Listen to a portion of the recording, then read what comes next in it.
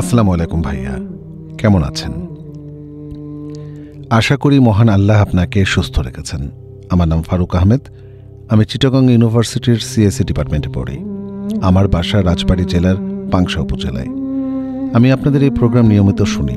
যাই হোক ভাইয়া, আমি আজকে যেই ঘটনাটি আপনাদের সাথে শেয়ার করব সেই ঘটনায় সরাসরি চলে যাই। ঘটনাটা 2019 সালের মাঝের দিকের ঘটনা। ভাইয়া, আমাদের গ্রামটা একটু অজপাড়াগা টাইপের ছিল। আমাদের গ্রামে সবসময় নিরিবিলি একটা পরিবেশ বিরাজ করত।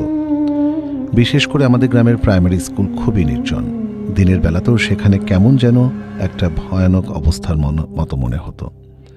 আমি, আমার ক্লাসমেট ফরিদ এবং আমার এক বড় ভাই পলাশ, আমরা তিনজন প্রতি শুক্রবার এবং সোমবার রাতে আমাদের গ্রামের ওই প্রাইমারি স্কুলে গিয়ে আড্ডা দিতাম।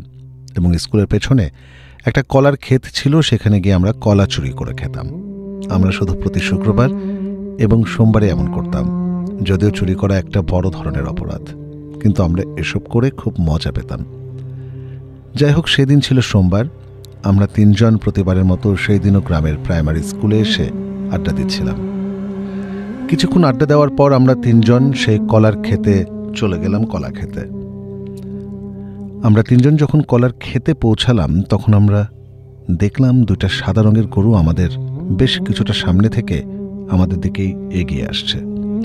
আমরা আরও একটা ব্যাপার লক্ষ্য করলাম যে গরু দুইটির গলায় কোনো দড়ি নেই। সাধারণত গরুর গলায় দড়ি থাকার কথা। তবু আমরা বিষয়টাকে স্বাভাবিকভাবেই নিলাম। আমরা তিনজন ভাবলাম কারোর গরু মনে হয় হারিয়ে গেছে। আমরা তিনজন ভাবলাম এই গরু দুটো ধরে দড়ি দিয়ে বেঁধে রাখবো, যাতে যার গরু সে যেন খুব তাড়াতাড়ি পেয়ে যায়।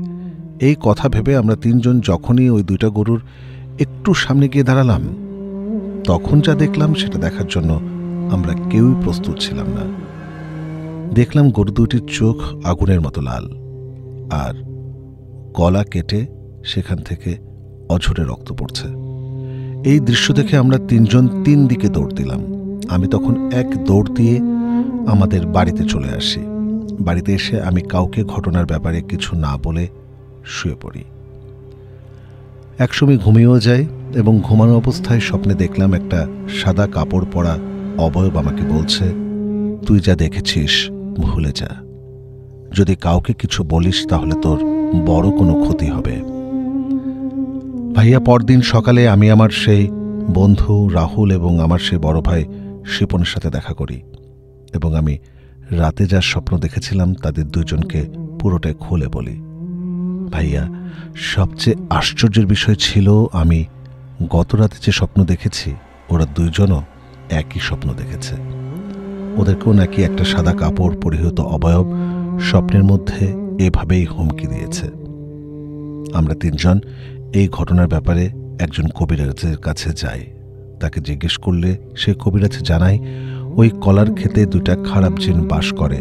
তোমরা তিনজন সেখানে বারবার যাওয়ার কারণে জিন দুইটি খুব রেগে গিয়েছিল, কারণ তোমাদের ওখানে যাওয়াতে ওদের অসুবিধা হতো।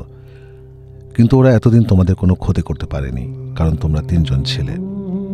কিন্তু কালকে তোমাদেরকে ওই জিন দুইটি ক্ষতি করার একটা চেষ্টা করেছিল, কিন্তু তোমাদের ভাগ্য ভালো দেখে ওরা পারেনি এবং তোমরা বেঁচে গেছো। এরপর ওই কবিরাজ আমাদেরকে একটা করে তাবিজ দেন আর বলেন, এই তাবিজ সব সময় শরীরে বেঁধে রাখতে হবে। ইনশাল্লাহ ওরা তোমাদের আর কোনো ক্ষতি করতে পারবে না, আর তোমাদের ওখানে যাওয়া বন্ধ করতে হবে। ভাইয়া, এই ঘটনার পর আমরা এই ধরনের কাজ করা ছেড়ে দেই। আমরা আর কখনোই চুরি করিনি। আসলে খারাপ কাজের ফল খারাপই হয়, এটাই দুনিয়ার নিয়ম। যাই হোক ভাইয়া, ভালো থাকবেন। এটাই ছিল আমার ঘটনা। যদি প্রচারযোগ্য মনে করেন তাহলে আশা করি পড়ে শোনাবেন। ঘটনাটি একদমই সত্য। আমার নাম ফারুক আহমেদ, লিখছি রাজবাড়ী জেলার পাংশা উপজেলা থেকে।